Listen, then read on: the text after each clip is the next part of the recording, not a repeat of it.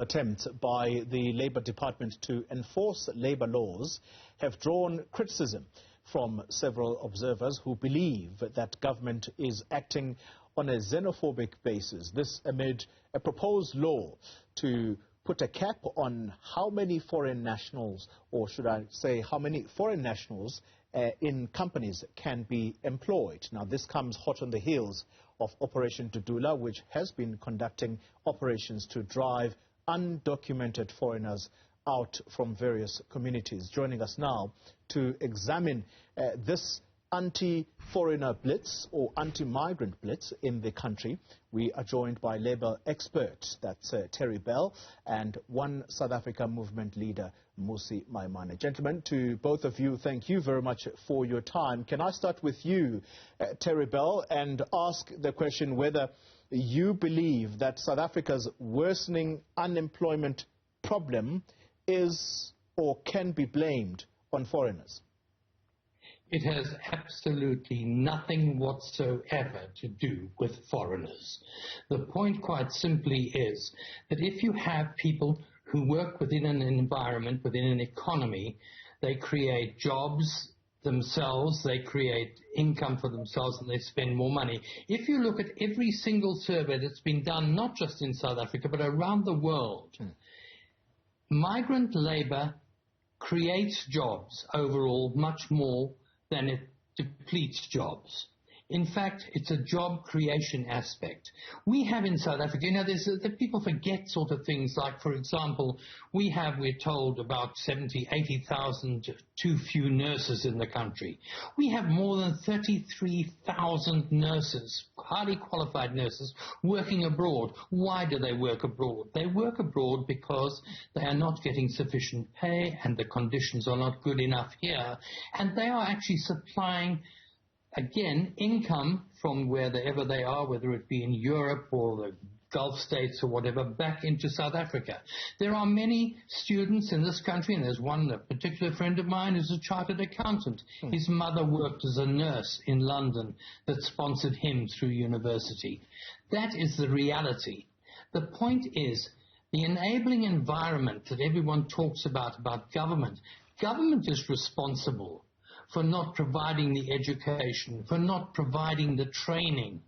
So we need, every business, every enterprise needs the best possible workers in order for the business to succeed. Now, one of the problems, of course, is that many businesses, driven by the need for maximized profit, will try to cut wages and will therefore employ people from abroad for all sorts of reasons at a cut price. That's not the problem of the worker, it's the problem of the employer and ultimately the problem of the government for not applying the labor laws that already exist in terms of rate for the job, in terms of benefits, in terms of conditions of work. So the point is, workers, foreign workers or workers wherever they were born is totally irrelevant. But it is a very convenient scapegoat mechanism for politicians and for certain individuals who wish to promote themselves into some sort of gangster type situation where in many instances it boils down to a protection racket.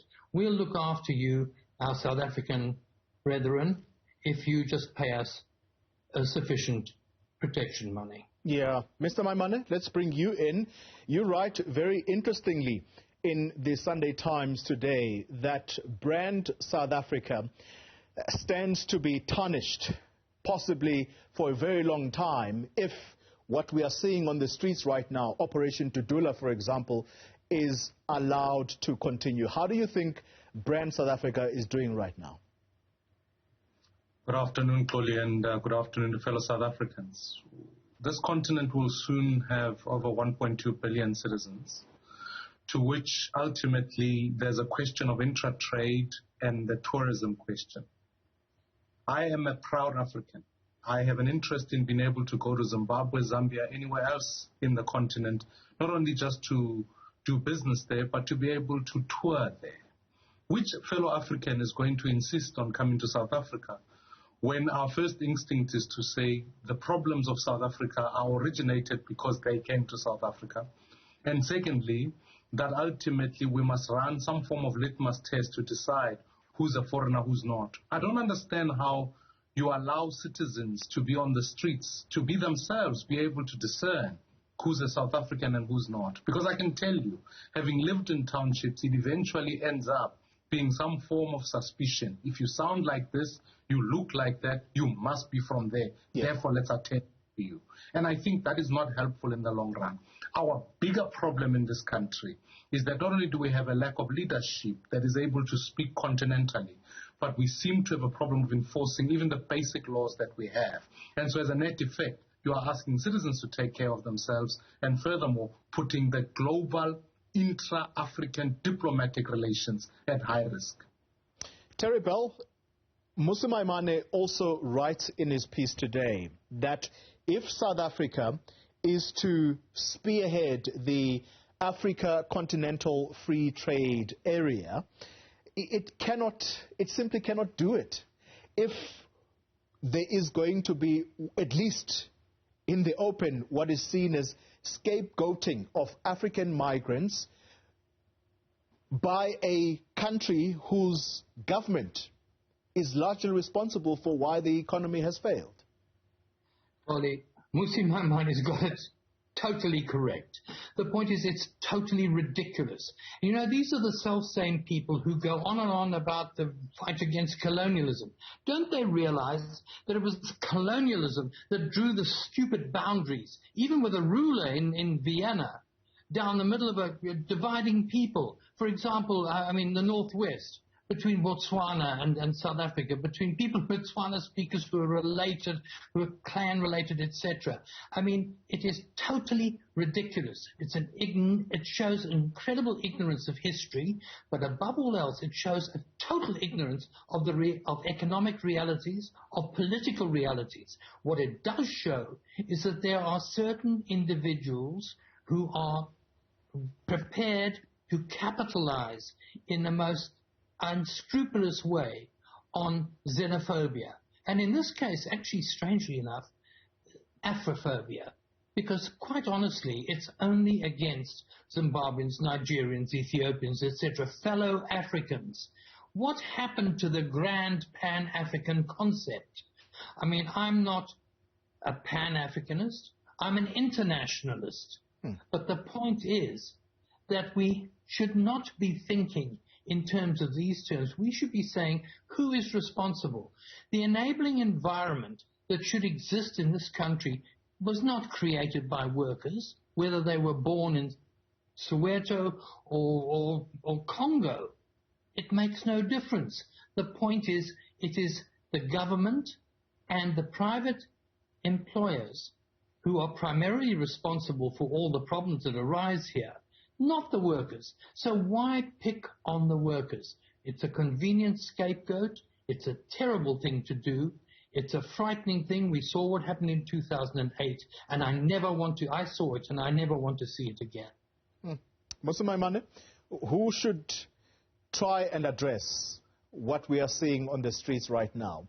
Operation Dudula, it doesn't look like it is losing momentum. If anything, it is gaining momentum, and instead what we are seeing are police officers who, I suppose for the right reasons, are accompanying this grouping so that nothing or no violence erupts. But the longer it continues, the more, as you write, brand South Africa is going to be tarnished. So who should actually address this, or perhaps how should it be addressed? Well, there are a couple of things, Xoli. Let's not forget the history of some of the problem.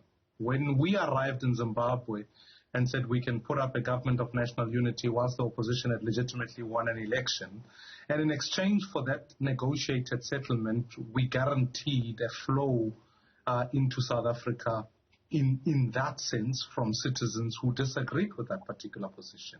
So to me, it's unsustainable to keep countries in your neighboring, in your neighborhood, if you like, with dictators, and the diplomatic efforts that go in there seem to be quite diplomacy. I think it's a failure on our part.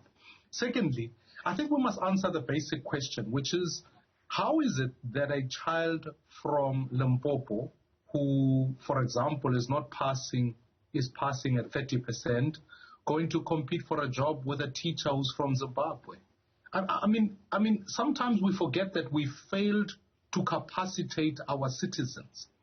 Thirdly, in terms of this particular issue, I'm amazed that the very same politicians who quickly want to say, well, let's blame the foreigners, have done nothing to ensure that there's proper visa allocations for citizens, both South Africans and non-South Africans. Because once we know that, you encourage what is called secular immigration, which ultimately means a citizen has got rights to come in and go home when they want to without fearing that they are going to break further laws. That is what we must be advancing. And furthermore, the Minister of Police ought to be there to ensure that citizens are protected. Because whilst I take the absolute point that we are trying to build a prospering continent here, I cannot deny the fact that there are certain communities that simply now are suffering from not being able to enforce laws. But that is a question of us being able to say, along with city policing, national policing, how do we ensure that we effect the very laws that we claim to have? So when I listen to the Minister of Home Affairs saying they introduce more regulations, they can introduce as many as they like. Nobody has the capability of enforcing that in the government as things stand.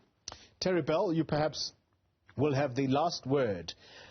Mmusi Maimane takes the conversation right where perhaps I want it, and that is to say, has diplomacy failed here? I pointed out to Minister Motsoaledi that you have people coming from Zimbabwe, Eswatini, and Mozambique. They're all running away from different issues, but perhaps one common thread, with the exception of Mozambique, one common thread is that there is violent repression of those who dare to stand up against the government of the day, and I'm talking Zimbabwe and Swaziland here.